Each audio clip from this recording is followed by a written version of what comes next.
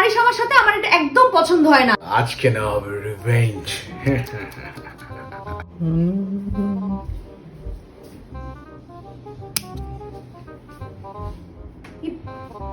কি করলি তুই?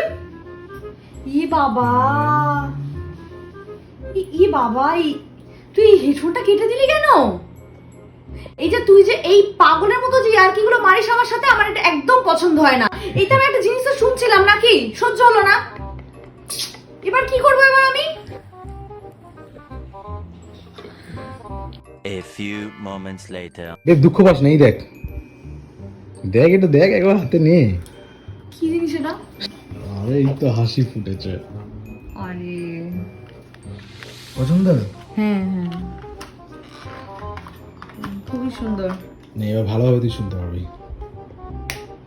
Thank you, thank you.